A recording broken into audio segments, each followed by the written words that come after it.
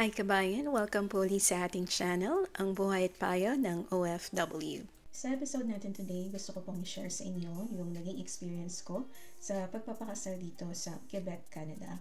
If ever po na plano nyo ring magpakasal dito kasama ang inyong partner, lalo na po kung ang inyong mapapangasawa ay Canadian, siguraduhin nyo pong panoorin ang video natin today hanggang dulo kasi magbibigay po ako ng mga tips, step-by-step process at mga dapat nyo pong paghandaan. Gaya nga po ng nabanggit ko sa previous video ko na ang napangasawa ko po ay isang Canadian, nag-decide po kami na magpakasal through civil wedding na officiated ng certified or licensed notaire dito sa Canada. Simple lang po yung naging ceremony namin. Nag-invite lang po kami ng immediate family ng husband ko, which is yung parents niya, brother niya, at girlfriend ng brother niya. From my side naman po, in-invite ko po ang isang close friend ko, at yung husband ko naman po ay nag-invite na ng isang close friend niya as our witnesses sa aming kasal.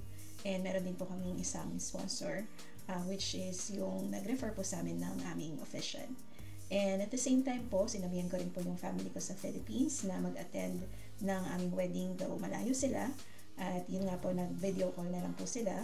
Hapon po ginanap yung wedding namin. So, sa time sa Philippines, it's morning, madaling araw sila tumawag. Medyo inconvenient sa part nila pero pasalamat ako at umattend pa rin po sila kahit na alangan ng oras. By the way mga kabayan, yung mga tips na i-share ko for this video ay para sa civil wedding. If ever na church wedding yung plan nyo, ibang process po yun. And possible na may ibang steps, requirements, kaya po mas maganda na mag-consult po kayo directly sa church or sa magiging officiant nyo. Ito po yung mga steps na ginawa namin for the wedding. Una po ay naghanap kami ng license or certified notaire. Kailangan pong masigurado ng license para talaga pong legitimate yung magiging kasal nyo. Sa info namin, we are lucky kasi meron kaming kaibigan na may kakilalang licensed notaire and nirefer po kami at luckily, nakapag-book po kami ng kasal sa kanya. So speaking of book, yun po yung step 2. Kailangan masigurado nyo po yung date, mapag-usapan nyo ng partner nyo yung date ng kasal nyo. I-book nyo po siya agad and make sure na available yung officiant nyo on the date na gusto nyo for the wedding. Ang next step is kailangan yung i-prepare yung mga requirements. Konting paperworks lang po. Siguraduhin yung kompleto yung documents. Sa end namin, ang na-require sa amin yung birth certificate for both me and my husband. And for me, kailangan ko mag-provide ng CENOMAR or the Certificate of No Marriage na manggagaling sa Philippines para ma-prove kung hindi pa kasal prior ng kasal namin. So, madali ko lang naman po siyang nakuha since single naman po ako in the Philippines, never nakasal. And if ever po kailangan nyo ng steps or gusto nyo malaman kung paano kumuha ng birth certificate at CENOMAR from PSA kahit nasa abroad po kayo, meron po tayong separate video ng step-by-step process. Ilalagay ko po yung link sa description below. If ever po na previously married ka na or yung partner mo, mas maganda po na mag-consult muna kayo sa inyong officiant kasi po possible na merong additional requirements na hihingin sa inyo prior the wedding. Additional po, bago ng wedding, mag-set po kayo ng meeting or mismo yung officiant nyo ang magsaset ng meeting sa inyo. Kakausapin po kayo ng officiant kasi marami po siyang ipapaliwanag sa inyong mga importanteng bagay kagaya ng mga legal requirements and if ever gusto nyong magkaroon ng prenuptial agreement. And i-explain din po sa inyo kung ano yung magiging legal effect ng wedding or kasal nyo sa iba nyong conjugal assets bilang mag-asawa. And maganda po ito para parehong malinawan kayo sa mga rights and responsibilities nyo bago po kayong magpakasal. Another step is yung paghanda ng budget. Sa amin po, ang binayad po namin sa aming officiant ay a total of 700 Canadian dollars. Kasama na po dito yung pagpaprocess ng marriage certificate.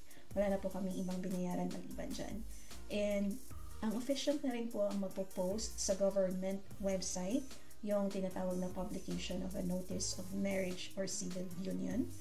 And dito po, bago magpakasal, kailangan i-post sa website na ito. Ito po yung way para malaman kung merong tututo sa kasal nyo. And kailangan nakapost po dito yung pangalan yung bride-to-be and groom-to-be within 20 days. And after 20 days, dapat yung date ng kasal nyo is within 3 months. Or else, kakailangan ninyo po ulit mag-post or mag-submit ng publication. Kaya kailangan nyo pong i-calculate yung date nyo versus dun sa publication para hindi masayang yung araw ng pag-post nyo sa publication of a notice of marriage or civil union. So, itanong nyo po ito sa inyong officiant para malinawan po kayo kung kailan at paano niya ipaprocess yung pagpo-post na ito. Ito naman po yung publication of a notice of marriage or civil union webpage. Kung gusto niyo pa pong malaman yung details or other details about the publication, magpunta lang po kayo sa website na ito. Ilalagay po natin yung link sa description below. And lahat po ng government or karamihan ng government website sa Quebec, Canada is on French. Pero meron naman po kadalasan na option for English. Ganun din po, nasa top right corner to change to English. And ito po, maaari nyo pong basahin para mas malinaw po yung regarding sa publication. Quick break lang po kabayan, muli po ay nanghingi ako ng suporta sa ating pong maliit na business which is yung t-shirt online. And maaari po kayong bumili ng pangregalo nyo po lalo na ngayong darating na Kapaskuhan sa inyong mga kamag-anak. Nagde-deliver po tayo sa iba't ibang countries including Canada, US, and of course, Philippines. Marami po tayong designs available especially this coming holidays. And wag po nyong kalimutang mag-check ng iba't ibang designs, colors, and sizes. Currently po, we are offering discounts or promotions. So please feel free to order. And maraming salamat again sa support. Balik na po tayo sa video. Sa preparation naman po, ang pinagandaan ko lang po ay bumili ako ng simple white dress para sa ceremony. Hindi siya yung bonggang wedding gown. And sinigurado ko lang na elegant tingnan para sa occasion. And bumili rin po kami ng bouquet of flowers for the wedding. So, na-reserve po namin yung bouquet of flowers for a week before ng wedding. And yung husband ko naman, meron na siyang white long sleeves and black pants na perfect for the wedding occasion. Kaya hindi na po kami masyadong mag-spend ng budget for our attire. Simple lang pero appropriate for the wedding occasion. Next step is invite niyo po yung guest and pumili po kayo ng venue. Sa experience po namin, yung mga close family and friends lang po yung in-invite namin, which is nabanggit ko kanina. And yung venue namin is yung mismong office ng officiant, kasi maganda naman po yung office niya, simple at maayos, and at the same time, makakatipid po kami sa venue rental at walang stress sa paghahanap ng venue. Next step is planuin nyo kung anong gusto nyong reception. Since konti lang naman po kami, close family and friends lang po ang umattend, nag-reserve lang po kami ng medyo malapit na restaurant, maayos at dissenting restaurant na malapit. Nag-reserve ko po kami, I think, a month before the wedding to make sure kasi para ma-allocate yung guest sa restaurant, especially kung marami. And paglalaan nyo po yung budget kung anong food yung o-orderin nyo or magkakanya-kanyang bayad pa or ililibre nyo yung lahat ng guest nyo. Sa case po namin, we're lucky kasi niregaluhan po kami ng parents ng aking asawa nung mismong reception. So, wala po kaming ginastos sa reception. Sa case nyo po, pagplanuhan nyo po kung saan po ang reception nyo at kung gaano kalayo at ilan yung magiging guest.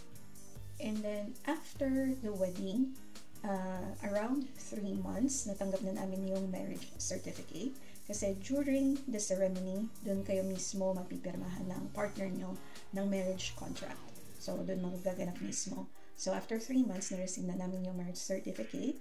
Though, merong isolated case sa amin na yung spelling ng birthplace ko, instead of Manila, ang nakalagay is Manica. It's spelled as M-A-N-I-C-A. So, hindi po siya pwede because it's a legal document. Kailangan lahat ng information is accurate. Kaya binalik po namin yung marriage contract namin for correction. Sinamahan po namin ng letter explaining ano yung kailangan correct. Nilagay ko rin po yung birth certificate ko as a reference kung ano yung tamang spelling ng birthplace. And pinadala namin siya through postal.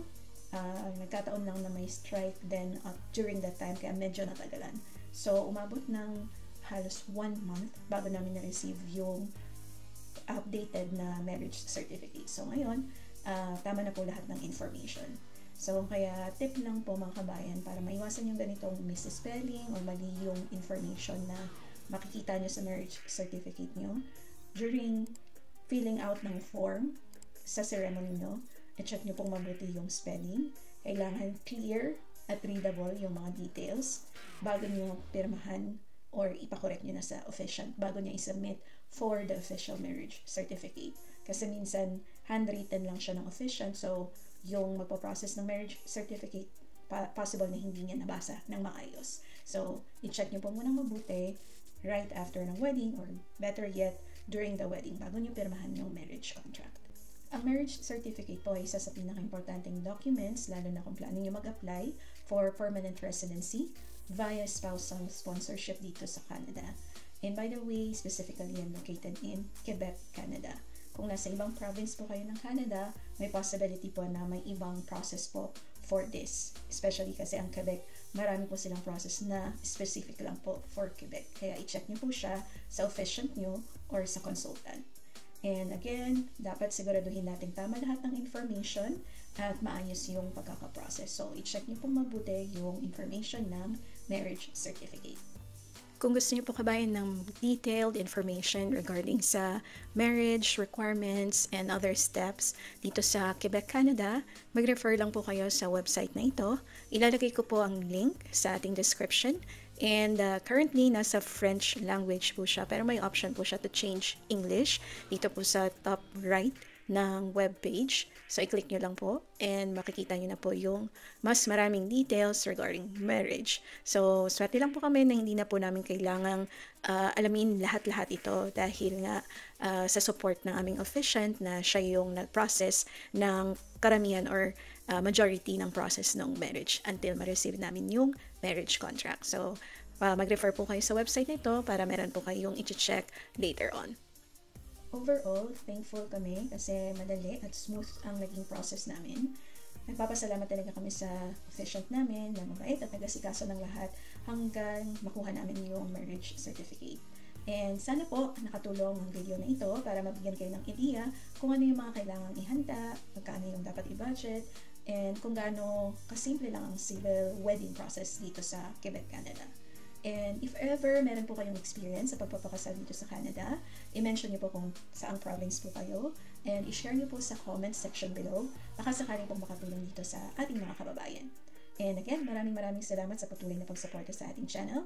Please like, share, and subscribe. Ang buhay palit ng OFW. Ingat po tayo palagi mga kabayan.